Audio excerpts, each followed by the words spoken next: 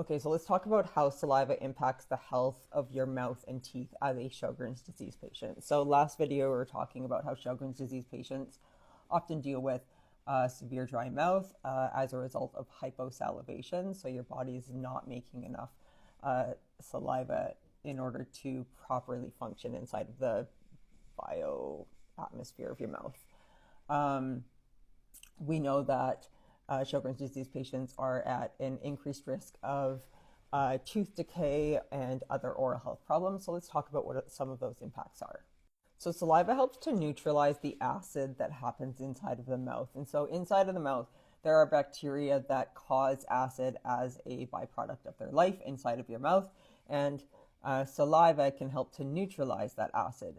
When you don't have enough saliva, or if your body is not producing any saliva, which can happen with Sjogren's disease patients, it means that acid caused by the bacteria starts decaying your teeth at an accelerated rate. Saliva also helps to protect our teeth in the way that saliva contains calcium and phosphate, which can help to strengthen the teeth and prevent against tooth decay. So those kind of work hand in hand. Your saliva also obviously lubricates your mouth, and it helps to keep your mouth moist. It makes it easier to talk, easier to swallow. And when you have a reduced amount of saliva in your mouth, you are then at an increased risk of speaking difficulties, which you will see in my videos if you've been watching for a while. And it also puts you at increased risk of choking hazards, which I'm going to make some videos talking about that at a later date. The last thing that I want to talk about when it comes to hyposalivation in Sjogren's disease patients is something that I don't see a lot of people talk about, and that is that your saliva is like the first stop in your body's food breakdown process. So your saliva contains enzymes, and those enzymes help to break down the food. And that begins the process of digestion as you chew your food and get it down your esophagus to your stomach.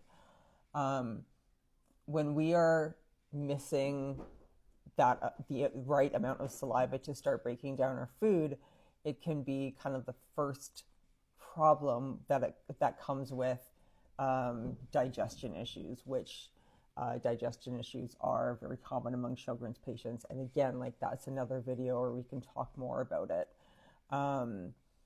Anyways, that's just like some of the impacts of low or no saliva with Sjogren's disease patients. It can put you at risk of increased oral health problems. It can put you at risk of increased tooth decay, dry mouth, difficulty swallowing, choking incidents, all of that kind of stuff. If you find any of this content helpful, I just want you to follow along. Feel free to interact with this post. It's going to help get it out to other Sjogren's disease patients or support persons of Sjogren's disease patients. Also, if you're worried about the TikTok ban and keeping in contact with me, you can sign up for my email list.